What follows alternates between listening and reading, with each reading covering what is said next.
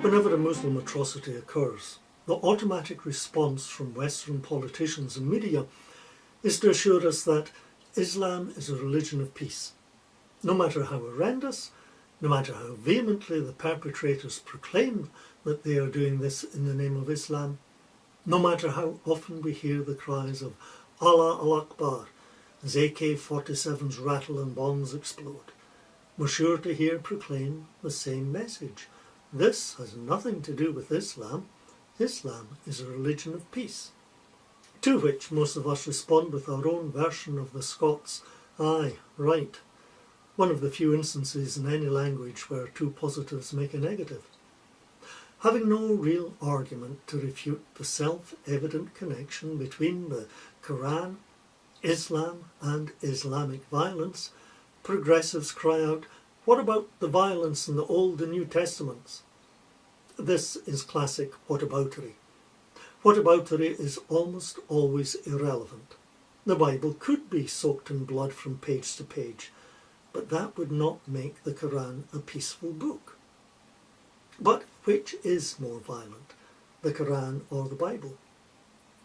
Tom Anderson has subjected the Koran and the Old and New Testaments to textual analysis to determine which sacred text is the most violent, and lo and behold, the Koran is the least violent, closely followed by the New Testament. Then it's that seething mass of hatred and intolerance, the Old Testament. Anderson's textual analysis seems to prove that, compared to Christianity and Judaism, it is Islam which is actually the religion of peace. Aye, right. Anderson has little conception of theology or how language works. He proceeds from the assumption that all religions are the same, and that bare words matter, without context. One religion was spread by non-violent martyrs who carried a message of love, and, like the Lord, died forgiving their enemies. The other was spread by armies bent on a violent imperialist land grab, who went to their deaths hating their enemies. Within a few decades of its creation, Islam had spread throughout North Africa and the Middle East.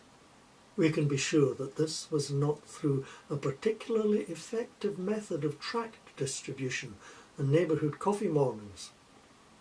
Undoubtedly, the Old Testament contains much violence. But Anderson doesn't grasp the distinction between description and prescription. Genesis 4:15 is cited as a text indicating anger. True, but it indicates God's anger at Cain's murder of Abel. Far from condoning violence, is an expression of God's abhorrence of violence and the taking of life. Many violent passages in the Old Testament are given as accounts of what actually happened. They're essentially history. They don't excuse the warfare, nor, and this is important, do they say, "Go and do thou likewise." In the New Testament, when Jesus spoke in parables about possible violent events such as a bad king killing people, he was warning against such behaviour, not inciting it. Merely referencing violence does not necessarily teach it. In passages such as the Sermon on the Mount, the New Testament urges peace and forgiveness to a daunting level. Yet, Jesus does use the word enemies, which Anderson considers a violent word, but Jesus urges us to love our enemies and turn the other cheek, the very opposite of violence.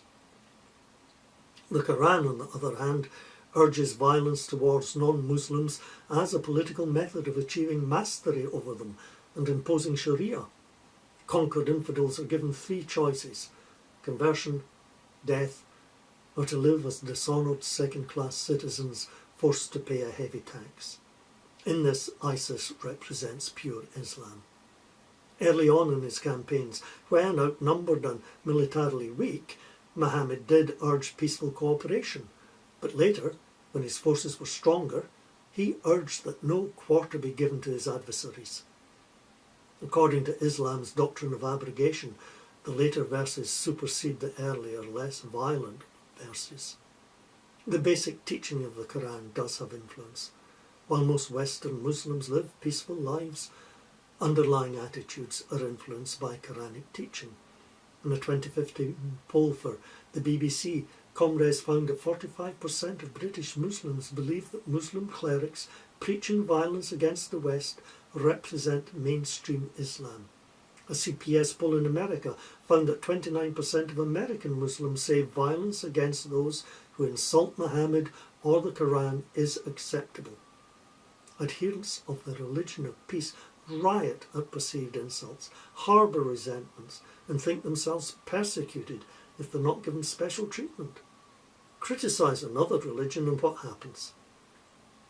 Jehovah's Witnesses tend to be firm in their beliefs, but burn a copy of the Watchtower? They just might ring your doorbell and bore you to tears. Stage a musical satirising Mormon beliefs, and do we have bloody riots in Utah? No, a couple of well-dressed young men might call round, shake their heads in sorrow and promise to pray for you. Criticise Islam and, well, you know what happens. We become Christians voluntarily, and having become one, you can also of your own free will renounce and criticise it, and unfortunately some do.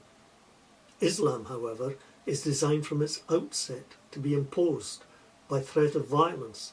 Once one becomes a Muslim or is born into it, exiting is considered apostasy and automatically results in death threats. That many Christians do not live up to the high ideals of Christ is a matter of regret. That many Muslims do not live down to the ideals of Muhammad is a matter of relief. When it comes to the religion of peace, whom do we believe? The flawed conclusions of a context-free textual analysis, or the evidence of our own unfortunate experience?